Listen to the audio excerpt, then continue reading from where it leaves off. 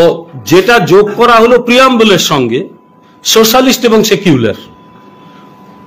আমি একটু পিছিয়ে যাচ্ছি, যখন কনস্টিটিউয়েন্ট অ্যাসেম্বলি ডিবেট হচ্ছিল তখন একজন মেম্বার এবং বিশিষ্ট তাত্ত্বিক অধ্যাপক কে.টি. শাহ, ইকোনমিক্সের অধ্যাপক ছিলেন কোথাও একটা, তিনি একটা প্রপোজ করেছিলেন আম্বেদকরের কাছে যে সংবিধানে আমি শব্দগুলো অ্যাড করতে চাই, সেকুলার ফেডারেল সোশ্যালিস্ট নেশন, এটা অ্যাড করা হোক। কে.টি. শাহর বক্তব্য ছিল, আম্বেদকর প্রত্যাখ্যান করেছিলেন। কেন করেছিলেন? তিনি দুটো যুক্তি দিয়েছিলেন তার বক্তব্য। মাই অবজেকশন স্টেটেড ব্রিফলি আর টু, আমার দুটো অবজেকশন রয়েছে। আম্বেদকর বলছেন, in the first place the constitution is merely a mechanism for the purpose of regulating the work of the various organs of the state. Constitution কি? রাষ্ট্রের বিভিন্ন কিভাবে কাজ করবে তার একটা মেকানিজম, এতগুলো ঢোকাতে যাব কেন? আর সেকেন্ড অবজেকশনটা কি ছিল? যে সোশ্যালিস্ট প্রিন্সিপাল তো রয়েছে আমাদের এখানে, তিনি বললেন ফান্ডামেন্টাল রাইটস আর ডাইরেক্টিভ প্রিন্সিপালের মধ্যেই তো আমরা ঢুকিয়ে দিয়েছি, আলাদা করে সোশ্যালিজম রাখার দরকারটা কি ছিল, কি আছে? তিনি প্রত্যাখ্যান করলেন এবং সেকুলারের ব্যাপারে বলেছিলেন যে আর্টিকেল 25টা ভালো করে পড়ুন, দেখুন যে আমরা কোনো ধর্মভিত্তিক রাষ্ট্র তৈরি করতে চাইনি, ওখানেই রয়েছে।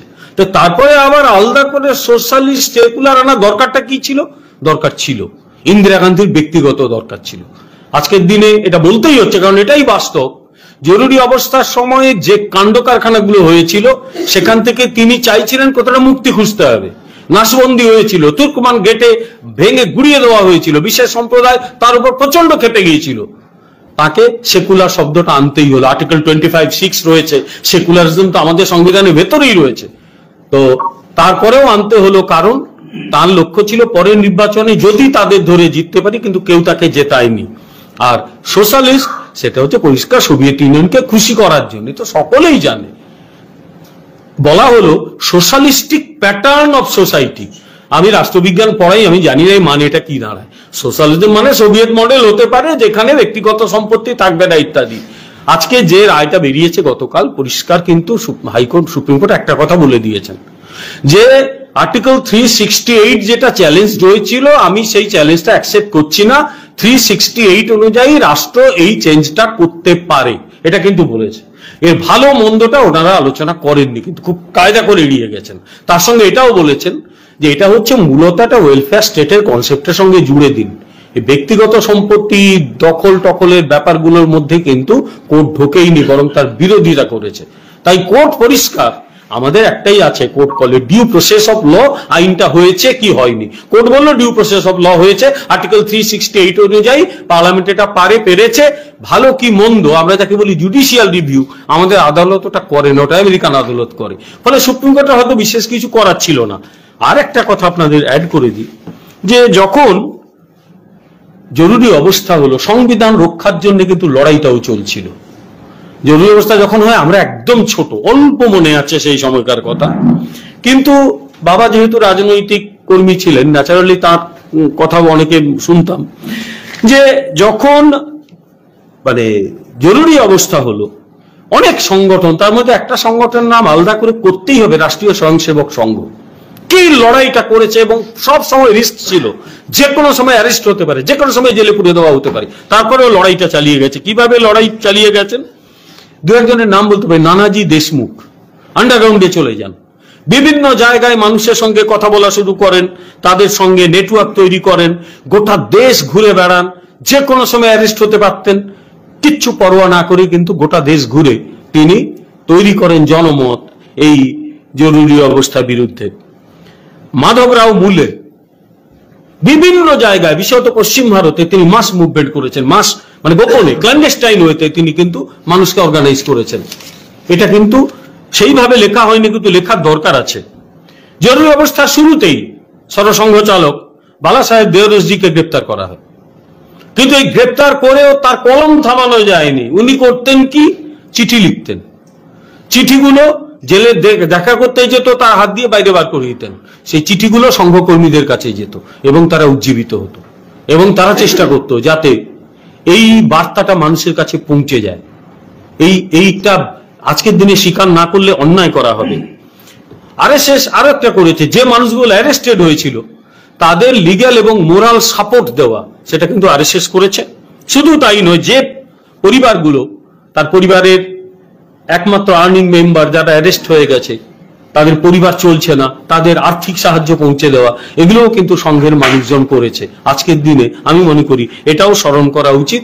এবং আরএসএস এর রোলটা সেই সময়, আমেরিকার দুটো সংবাদপত্রকে আমি উল্লেখ করছি, ডেট উল্লেখ করছি, আর্টিকেলটা উল্লেখ করছি। একটি হলো নিউ ইয়র্ক টাইমস, জুলাই 10, 1975 সালে, আর্টিকেলটার নাম ইন্ডিয়া স্ট্রাগল ফর ডেমোক্রেসি। ভূয়সী প্রশংসা করা হয়েছে রাষ্ট্রীয় স্বয়ংসেবক সংঘের। আরেকটি ওয়াশিংটন পোস্ট, আমেরিকার আরেকটা বিশ্ববিখ্যাত কাগজ, সেপ্টেম্বর 14, 1976, আর্টিকেলটার নাম এ নেশনস ক্রাই ফর ফ্রিডম। সেখানেও সংঘের কর্মীরা, সংঘের স্বয়ংসেবকরা কিভাবে এই জরুরি অবস্থার যে আগ্রাসী সরকারি নীতি সত্ত্বেও মানুষের পাশে দাঁড়িয়েছিলেন সেটা লেখা আছে। তাই জরুরি অবস্থা যেরকম হয়েছিল, সংবিধান রক্ষা করার এবং মানুষের যে জীবন, মানুষের যে গণতন্ত্র, সেটা রক্ষা করার লড়াই পাশাপাশি চলেছিল বলেই জেনে রাখুন 1977 সালে ইন্দিরা গান্ধী ভেবেছিলেন যে জরুরি অবস্থা প্রত্যাহার করলাম, ইলেকশন ডিক্লেয়ার করলাম, বিরোধীদের তো একদিন জেলে রেখে দিয়েছিলাম, তারা কিচ্ছু করতে পারবে না। নির্বাচন হলো, কংগ্রেসের প্রথমবার শুধু হারলো না, উত্তর ভারতে সবকটা আসনে হেরে গেছিল, খালি 2টো আসনে জিতেছিল, কংগ্রেসকে বাঁচিয়ে দিয়েছিল দক্ষিণ ভারত। এটাই ভারতের গণতন্ত্র, এটাই ভারতের যে গণতন্ত্রের শক্তি। আজকে অনুষ্ঠানের শেষ বক্তা হিসেবে আমি বলছি অধ্যাপক অসীম ঘোষকে কিছু বলার জন্য, ভারতীয় জনতা পার্টির প্রাক্তন সভাপতি, মনীন্দ্র ইভিনিং অর্থাৎ কলেজের প্রাক্তন অধ্যাপক। মনীন্দ্র ইভিনিং কলেজটার নাম হলো, আপনার পুরনো কলেজটা, আপনার পুরনো কলেজটা বলতে বলতে ঘুরে, মহারাজা শ্রীশচন্দ্র কলেজের প্রাক্তন অধ্যাপক। এই প্রসঙ্গে একটাই কথা বলি, আমি যখন খাতা দেখা প্রথম শুরু করেছি তখন অসীমদা কিন্তু অধ্যাপক ছিলেন এবং বিজেপির সভাপতি ছিলেন, তারপরেও খাতা দেখতেন আমাকে, আমার হেডজাম খাতা ভালো করে চেক করে দিও, উনি কিন্তু খাতা এখনো দেখেন। অসীমদা অধ্যাপনা করতেন, খাতাও দেখতেন, কখনো তিনি তার দায়িত্ব থেকে যাননি। অসীমদা প্লিজ।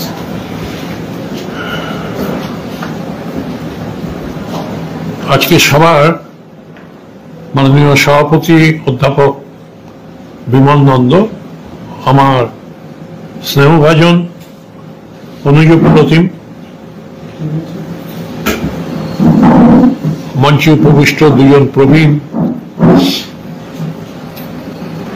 আমাদের পার্টির বিশিষ্ট নেতা,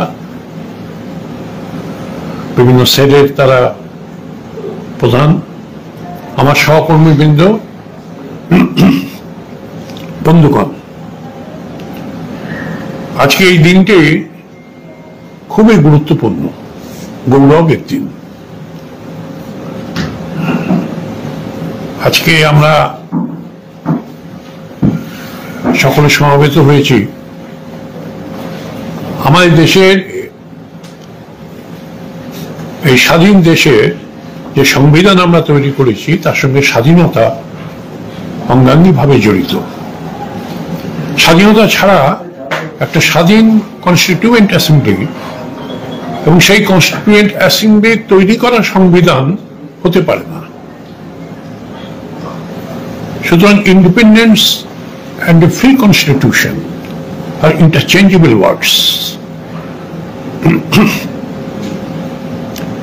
এই স্বাধীনতা যারা এনেছিলেন, আজকে এই গৌরবময় দিনে আমরা তাদের গভীর শ্রদ্ধা নিবেদন করি। যারা অহিংসার পথে লড়াই করেছিলেন তাদের সকলকে, রেভলিউশনারি অর্গানাইজেশনস যারা জীবন উৎসর্গ করেছিলেন তাদের সকলকে, সুদীর্ঘদিন কংগ্রেসে ছিলেন কিন্তু দ্বিতীয় বিশ্বযুদ্ধের সময় বিদেশে গিয়ে ইন্ডিয়ান ন্যাশনাল আর্মি তৈরি করেছিলেন সেই সমস্ত বীর সৈনিকদের গভীর শ্রদ্ধা নিবেদন করি। যে স্বাধীনতা আমরা পেয়েছি সে স্বাধীনতা অনেক দিন ধরে আমরা মুক্ত ছিলাম না, পরাধীন ছিল। সেই জয়চাঁদের বিশ্বাসঘাতকতার ফলে মুসলিম সুলতানের একটি যুগ শুরু হলো, পরবর্তীকালে ব্রিটিশ যুগ শুরু হলো। এফেক্টিভ ফরেন রুল প্রায় 700 বছর। এফেক্টিভ টার্মটা যোগ করছি কারণ জুলফিকার আলী ভুট্টো বাংলাদেশে হেরে যাওয়ার পরে বলেছিলেন 1000 বছর শাসন করেছি। 1000 বছরটা উনি বলেছিলেন এই জন্যে যে সেই সময়তে উনি ইতিহাসের দিকে তাকাচ্ছেন যে আরবরা প্রথম সিন্ধ দখল করে, কিন্তু সিন্ধের বাইরে ওরা কিন্তু সুদীর্ঘদিন মোহাম্মদ ঘড়ি পর্যন্ত কিন্তু আসতে পারেনি। মেনল্যান্ড ইন্ডিয়া সেখানে আসতে পারেনি। এফেক্টিভ মুসলিম রুল যদি ধরতে হয় তাহলে সেটা হচ্ছে মোটামুটি 1200 সাল থেকে 1757 সিরাজউদ্দৌলা পর্যন্ত, মানে সেটা প্রায় 550 বছর। 190 বছর হচ্ছে ইস্ট ইন্ডিয়া কোম্পানি এবং ব্রিটিশ শাসন। এই যে সুদীর্ঘদিন পরাধীন ছিল, সেইখানে স্বাধীনতাহীনতায় কে বাঁচিতে চায় রে, কে বাঁচিতে চায়,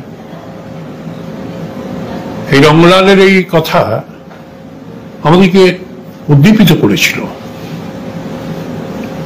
স্বাধীনতা পেলুম, কিন্তু তার আগে একটা ফ্রি কনস্টিটিউশন, একটা ফ্রি কনস্টিটিউয়েন্ট অ্যাসেম্বলি যেখানে ভারতীয়রা সংবিধানটা তৈরি করবেন, এই স্ট্রাগলটাও কিন্তু অনেকদিন ধরেই চলছিল। কংগ্রেস তার অবজেক্টিভ রেজলিউশনে 1929-30 সালে এটা বলেই দিয়েছিল যে সংবিধান আমরা কিন্তু নিজেরা করবো, নিজেরাই কনস্টিটিউয়েন্ট অ্যাসেম্বলির মাধ্যমে। হয়নি সেটা। কিন্তু ডেঞ্জারাস হচ্ছে কি যে ব্রিটিশরা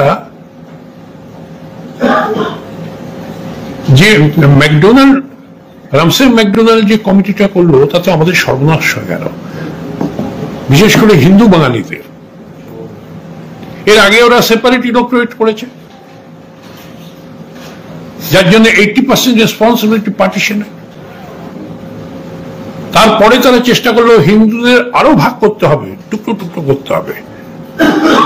শিডিউল কাস্টদের জন্য সেপারেট ইলেক্টোরেটের সিস্টেম করতে হবে। যত দুর্বল হবে হিন্দুরা,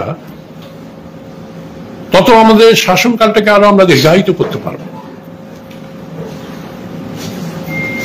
গান্ধীজির অনশনের ফলে সেটাকে আটকানো গেছিল, কিন্তু ক্ষতিটা হয়ে গেল কি, সেই পরাধীন ভারতবর্ষে শিডিউল কাস্টের রিজার্ভেশন হয়ে গেল। মানে বিশেষ করে বাংলায়, অবিভক্ত বাংলায় একটা হিউজ রিজার্ভেশন এর ফলে, মুসলিম রিজার্ভেশন এন্ড শিডিউল কাস্ট রিজার্ভেশনের ফলে সাধারণ যারা হিন্দু বাঙালি তাদের সর্বনাশ হয়ে গেল। কিন্তু স্বাধীন দেশের একটা স্বাধীন কনস্টিটিউয়েন্ট অ্যাসেম্বলি করার বারবার প্রচেষ্টা হয়েছে, ব্রিটিশরা অ্যাকসেপ্ট করেনি। দ্বিতীয় বিশ্বযুদ্ধের সময় পিকচারটা পাল্টে গেল। তারা দেখলো এই সময় ইন্ডিয়ান রিসোর্সেস দরকার লড়াই করার জন্য, হিটলারের বিরুদ্ধে, জাপানের বিরুদ্ধে। তারা বিভিন্ন মিশন পাঠাতে আরম্ভ করলো। শেষকালে স্বাধীনতার আগে ক্যাবিনেট মিশন প্ল্যান এল, কিন্তু কোনোভাবেই কোনো প্রপোজালই কংগ্রেস পার্টি এবং মুসলিম লীগ এবং অন্যান্য পার্টি তারা কিন্তু মেনে নিচ্ছিল না কিছুতেই। ক্যাবিনেট মিশন প্ল্যানটা কিন্তু খুব লুফে নিল মুসলিম লীগ, কারণ ক্যাবিনেট মিশন প্ল্যানে ঠিক স্বাধীনতার আগে সেন্ট্রাল গভর্নমেন্টটাই খুব উইক করে রাখা হয়েছিল। মুসলিম লীগের যে সুদূর প্রসারী যে চিন্তা ভাবনা, যে কেন্দ্রীয় সরকার যদি দুর্বল হয়, যে কেন্দ্রীয় সরকারের হাতে ক্যাবিনেট মিশন প্ল্যান ক্ষমতা দিয়েছিল মাত্র ডিফেন্স, কমিউনিকেশন, এইরকম 3টি ক্ষমতা দিয়েছিল। সেন্ট্রাল গভর্নমেন্ট যদি দুর্বল হয়, তাহলে মুসলিম লীগের সুদূর প্রসারী যে প্রচেষ্টা যে ভারতকে টুকরো টুকরো করা যাবে, প্রভিন্সগুলো যদি শক্তিশালী হয়, কিন্তু সেটা ফলপ্রসূ হলো না। আমাদের দেশের নাগরিকরা সেটা বুঝতে পেরে সেটা আলটিমেটলি ক্যান্সেলড হয়। মাউন্টব্যাটেন এসে তড়িঘড়ি ঠিক করলেন যে দুটো প্রভিন্স, দুটো স্টেট, ইন্ডিয়া অ্যান্ড পাকিস্তান, এই দুটো স্টেটে ভাগ করতে হবে। আমাদের মনে অনেক সময় প্রশ্ন আসে যে এতদিন ধরে চেষ্টা হয়েছে, চেষ্টাটা এত তাড়াতাড়ি মাউন্টব্যাটেন এসে করলেন কেন, ভাগ করলেন কেন দেশটাকে? আমরা সাধারণত বলে থাকি হিন্দু মুসলিম বিরোধ, কংগ্রেস মুসলিম লীগ, স্ক্র্যাম্বল ফর পাওয়ার, কংগ্রেসীদের বয়স হয়ে যাচ্ছে, ক্ষমতা কবে আসবে। মুসলিম বিজনেসম্যান তারা চাইছে যে পাকিস্তান হোক, অন্তত বিড়লা টাটা এদের হাত থেকে কম্পিটিশন থেকে বার হয়ে যাবে। অনেক রকমের থিওরি আছে। আমার নিজস্ব সামান্য চিন্তা ভাবনা আছে, সেটা হচ্ছে সেই সময় মাউন্টব্যাটেন যখন আসেন তখন ওয়ার্ল্ড যে সিনারিও, সেখানে কিন্তু পার্টিশনটা, দ্রুত পার্টিশনটা করা ব্রিটিশ এম্পায়ার এবং আমেরিকান ইম্পায়ারিস্টদের কাছে কিন্তু অত্যন্ত গুরুত্বপূর্ণ হয়ে উঠেছিল। ইন্ডিয়ানবাসীদের তাদেরকে আইডিয়াটা দাও যে হিন্দু মুসলমানের বিরোধের জন্য পার্টিশন ছাড়া কোনো উপায় নেই, কিন্তু আলটিমেটলি একটা পাকিস্তান হলে পরে খুব দ্রুত মার্চ মাসে এলেন মাউন্টব্যাটেন, 3 জুনে উনি পার্টিশন করে দিয়ে চলে গেলেন, অ্যানাউন্স করলেন, সাইমালটেনিয়াস অ্যানাউন্সমেন্ট, ও পাশে লন্ডন থেকে আর এর পাশে মাউন্টব্যাটেন থেকে। এবং মাউন্টব্যাটেন এত ক্ষমতাশালী হয়ে এসেছিলেন যে উনি বলেছিলেন আমি অন্য কাউকে রিপোর্ট করব না, ডাইরেক্ট আমি প্রাইম মিনিস্টারকে রিপোর্ট করব, not even secretary of state. বললেন এই জন্য যে লন্ডন থেকে উনি এডুকেটেড হয়ে এসেছিলেন চার্চিলের দ্বারা, উইনস্টন চার্চিল, যে পাকিস্তান তৈরি করো। ওই পাকিস্তান রাশিয়াকে ঘিরে ধরার পক্ষে একটা বিরাট বড় ঘাঁটি হবে আমাদের। Russia should be encircled, Soviet Union should be encircled by a ring of friendly states. একটাও ফ্রেন্ডলি স্টেট নেই। জওয়াহরলাল নেহরু, সুভাষ বোস, ইন্ডিয়ান কংগ্রেসে যারা প্রেসিডেন্ট, তারা তাদের স্পিচেতে, প্রেসিডেন্সিয়াল স্পিচে বরাবর সোভিয়েত ইউনিয়নকে সমর্থন করেছেন। সুতরাং ইন্ডিয়া কোনোদিনই একটা ঘাঁটি হবে না, আর কোনো ঘাঁটি নেই। সুতরাং পাকিস্তানকে ওইখানে যদি একটা ঘাঁটি করা যায়, খালি যে অয়েল যেখানে তৈরি হয় যে মিডল ইস্ট, সেখানে খালি কন্ট্রোল করা যাবে তা নয়, একটা বিরাট সাপোর্ট আমরা পাবো পাকিস্তান থেকে, যারা সবসময় পাওয়ারফুল হিন্দু রাষ্ট্র থেকে ভয় পাবে যে সোভিয়েত ইউনিয়নকে আমাদের কন্ট্রোল করতে হবে, কিন্তু ইমপ্রেশনটা দিয়ে দাও যে হিন্দু মুসলমান বিরোধ, which was to a very great extent a reality, but ultimate British objective হচ্ছে যে পাকিস্তান তৈরি করো। আনসিনলি হেস্ট, তার মাধ্যমে পাকিস্তানকে পার্টিশন করে দিয়ে চলে গেল। সেই পার্টিশনটা ভালো না খারাপ আমি তার মধ্যে যাচ্ছি না। অনেকে বলে পার্টিশন না হলে পরে আজকে এখানে দিল্লিতে বাজপেয়ী যে, নরেন্দ্র মোদী, এরা না বসে একজন সুলতানই হয়তো বসতেন। That is a different issue altogether. কিন্তু এটা ঠিক যে পাকিস্তানকে করলে পরে ইট উইল বি একটা ফোর্ট্রেস, যেখান থেকে সোভিয়েত ইউনিয়নকে ঘিরে ফেলা যায়। এবং সাবসিকুয়েন্টলি পাকিস্তান ওদের যে সমস্ত অ্যালায়েন্স, সেন্টো এবং অন্যান্য যে সমস্ত অ্যালায়েন্স, সেই সমস্ত অ্যালায়েন্সের মেম্বার হলো। এবং কিছু বছর পরে আমরা জানি যে চায়নার সঙ্গে যে আমেরিকার যে সম্পর্ক, সেটা ওইখান থেকে প্লেন উড়ে চায়নাতে গিয়েছিল। সোভিয়েত ইউনিয়ন চায়নার বিরোধের সময় আমেরিকা চায়নাকে দলে নিতে চেষ্টা করেছিল। এবং সেই সময়তে ওয়ার্ল্ডে তোমার দুটো ভাগ হয়ে গেছে, দুটো স্পেয়ার অফ ইনফ্লুয়েন্স, একটা American sphere, western sphere of influence, একটা Soviet sphere of influence. Greece ছিল হচ্ছে ওয়েস্টার্ন স্ফিয়ার অফ ইনফ্লুয়েন্সে, কিন্তু সেই গ্রিসের রাজতন্ত্রের বিরুদ্ধে কমিউনিস্টরা বিপ্লব শুরু করে, যে ওয়েস্টার্ন স্ফিয়ার অফ ইনফ্লুয়েন্সে সোভিয়েত ইউনিয়ন ঢুকে গেছে এবং গ্রিস প্রায় কবজা হতে বসেছে। ইমিডিয়েটলি আমরা সোভিয়েত ইউনিয়নের বিরুদ্ধে যদি না লড়ি তাহলে কিন্তু আমরা বাঁচাতে পারবো না ফ্রি ডেমোক্রেটিক কান্ট্রি যেগুলো আছে সেগুলোকে। যাই হোক, এটা আমার বিষয়বস্তু থেকে নন্দ যেটা ঠিক করে দিয়েছেন তার থেকে একটু ডিভিয়েট করে গেল, যে স্বাধীনতাটা আমরা পেয়েছি উইথ পার্টিশন। আজকে যে দিনটায় সংবিধানটা এটা রচিত হয়েছিল, এটা সকলে আমরা সই করেছিলাম। কতজন সদস্য ছিল? 299 জন। তাতে সই করেছিলেন কিন্তু 284 জন, 15 জন কিন্তু সই করেনি। আমি নাম খুঁজে পাইনি এই 15 জন কারা। এটা ঠিক যে সংবিধান নিয়ে একটা সেকশন, বিশেষ করে লেফট লিবারেল, তারা সমালোচনা করে থাকেন যে এটা ইউনিভার্সাল অ্যাডাল্ট ফ্র্যাঞ্চাইজের মাধ্যমে যারা কনস্টিটিউশন তৈরি করেছিলেন তারা যায়নি। তখন limited franchise,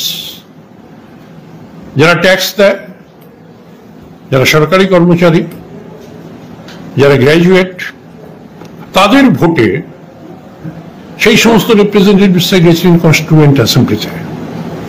it was a limited franchise, not adult franchise. এটা একটা সেকশনের ওপিনিয়ন ছিল, কিন্তু আলটিমেটলি এটা ভারতীয়রাই তৈরি করেছিল। আমরা যদি ব্রডলি দেখি, উইথ এ লিবারেল মাইন্ড, ভারতীয়রা এই সংবিধানটা তৈরি করেছিল এবং কি স্টুপেন্ডাস টাস্ক ছিল। Indian independence act British parliament থেকে পাশ হয়ে তারা তাদের সমস্ত দায়িত্ব ঝেড়ে ফেলে দিল। আমাদের এখানে ব্রিটিশ ইন্ডিয়া আছে, আমাদের এখানে 600 ইন্ডিপেন্ডেন্ট প্রিন্সলি স্টেট আছে। এই প্রিন্সলি স্টেটকে কিছুতেই ওদেরকে ওদের জায়গা থেকে সরানো যাচ্ছিল না, মেন স্ট্রিমের মধ্যে আনানো যাচ্ছিল। ফেডারেল স্কিম 1935 সালের অ্যাক্টে ওটা ফেলিওর হলো। এই 600 ইন্ডিপেন্ডেন্ট প্রিন্সলি স্টেট, সবগুলো অবশ্য প্রিন্সলি নয়, কিছু হেরিডিটারি রুলার ছিল, কিছু জায়গির ছিল, যারা রাজাদের কাছ থেকে একটা ছোট জায়গা তারা পেয়েছিল। এইরকম 600 প্রিন্সলি স্টেট, তাদেরকে নিয়ে আসা। ব্রিটেন বলল যে আমার সুজারেন্টি শেষ, আমার আধিপত্য শেষ, আমার ব্রিটিশ ইন্ডিয়া 9টা বড় বড় প্রভিন্স আমি কন্ট্রোল করেছি ডাইরেক্ট, আর আমি এই 600 যে প্রিন্সলি স্টেট সেগুলোকে আমি কন্ট্রোল করেছি। ইন্টারনালি নয়, এদের ফরেন অ্যাফেয়ার্স, এদের ডিফেন্স, এদের কমিউনিকেশন, এবং যদি মিসরুল হয় তাহলে আমি এটা টেক আপ করে দেবো। কিন্তু ডালাউসির মতো অতটা অ্যাগ্রেসিভ ছিল না।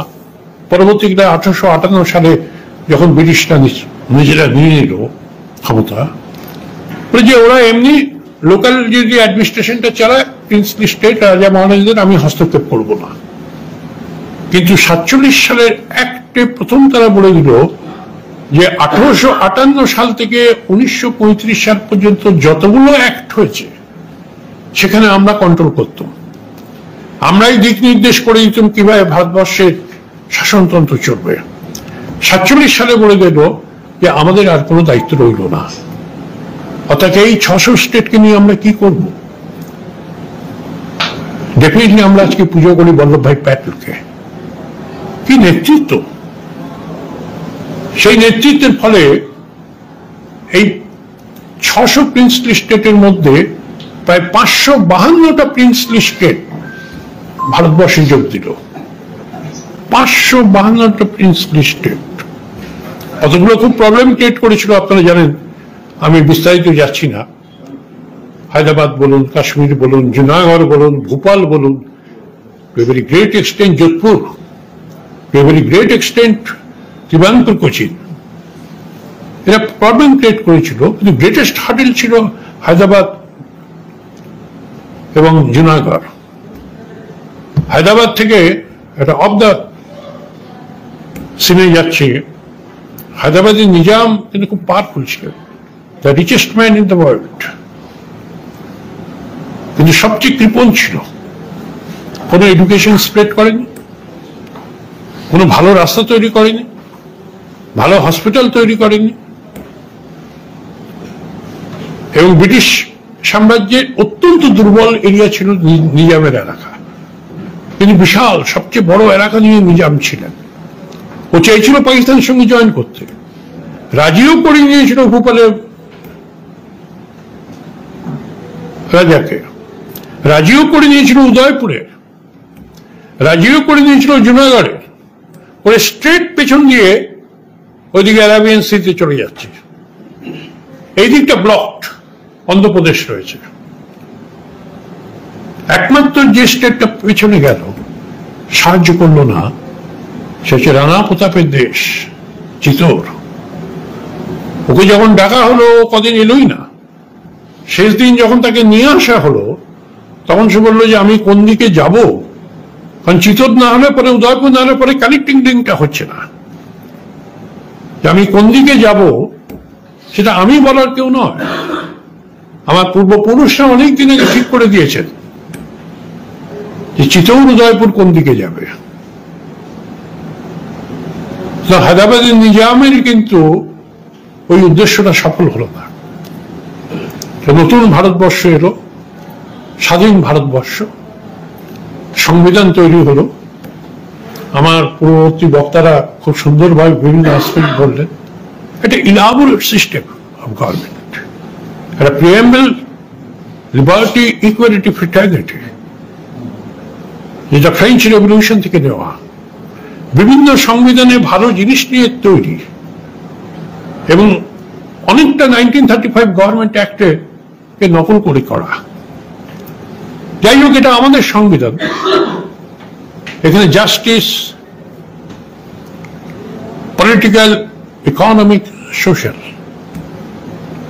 আমরা বলি যে political freedom is meaningless unless it is accompanied by social and economic democracy.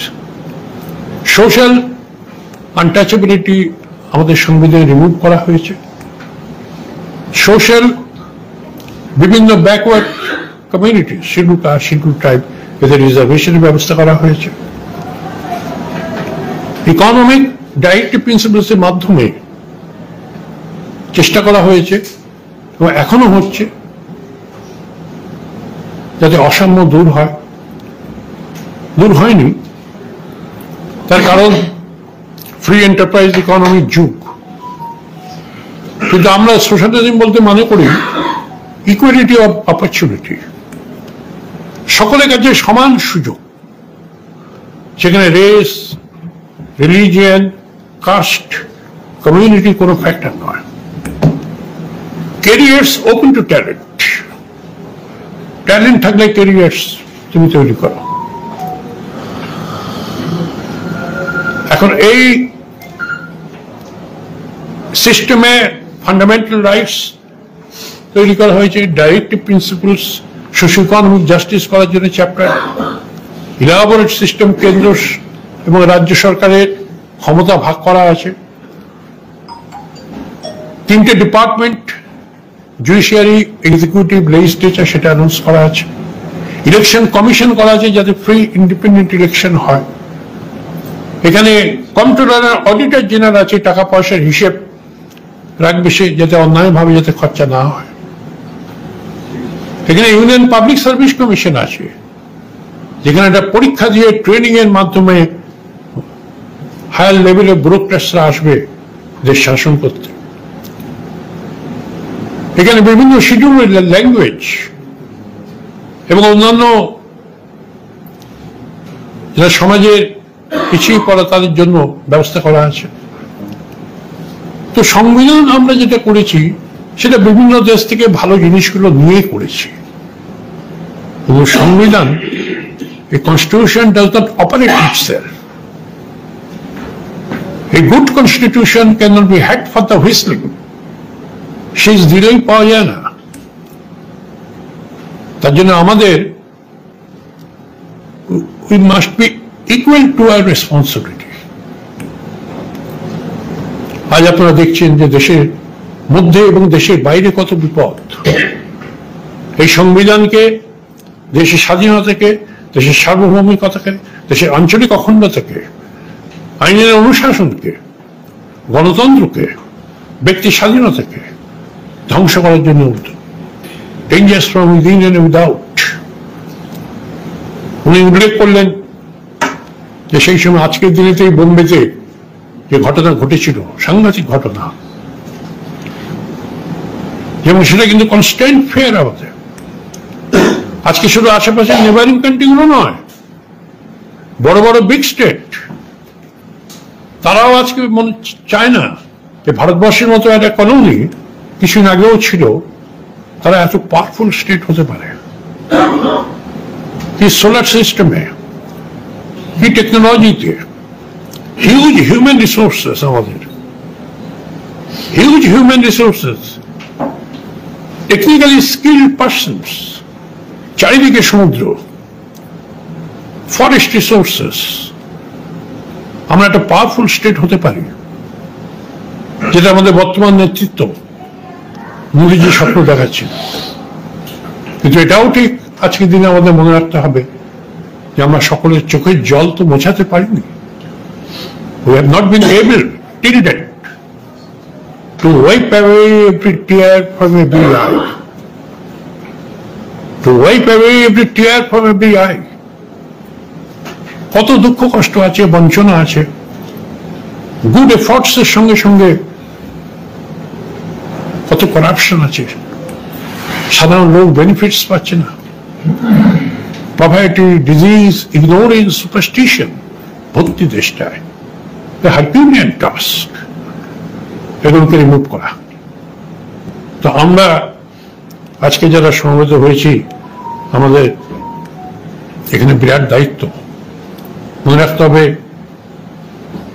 এই সভ্যতা 5000 বছরের সভ্যতা, যে সভ্যতাকে ধ্বংস করতে উদ্যত সেই ফিলিপিন্স থেকে মরক্কো, একটাই মাত্র বড় দেশ যেখানে গ্রেট ফোর্ট্রেসের মতো দাঁড়িয়ে আছে, সে দেশটা হচ্ছে ভারতবর্ষ। একটাই দেশ। এই দেশটাকে মিলিটারিলি, ইকোনমিক্যালি, পলিটিক্যালি স্ট্রেনথেন করা, এবং সেটা সম্ভবপর একমাত্র ন্যাশনালিজমের দ্বারা আমরা যাতে, জাতীয়তা বোধের দ্বারা আমরা যাতে উদ্বুদ্ধ হই। আমরা জানি যে ইতিহাসের দিকে তাকালে পরে জাপান এবং জার্মানি দ্বিতীয় বিশ্বযুদ্ধের সময় ধ্বংস হয়ে গেছিল। জাপানে কোনো রিসোর্সেস নেই, আজও নেই, না লোহা, না কয়লা, না তেল, কিছু নেই।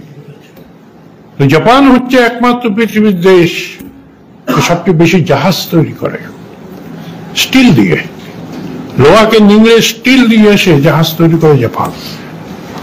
1950 থেকে 1990 10% জিডিপি গ্রোথ জাপানে, স্টেডি ইকোনমিক গ্রোথ, এবং সেটা সম্ভবপর হয়েছে ন্যাশনালিজমের জন্য।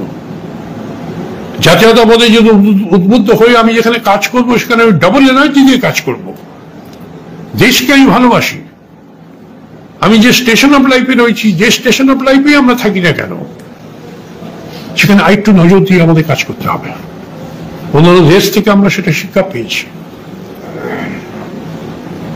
আজকে এই সংবিধান দিবসে অনেক কিছু বলার ইচ্ছে হয়েছে, কিন্তু এই তো প্রেসিডেন্ট সাহেব, টাইম একটা ফ্যাক্টর, লিমিটিং ফ্যাক্টর। তো আমরা মনে করি যে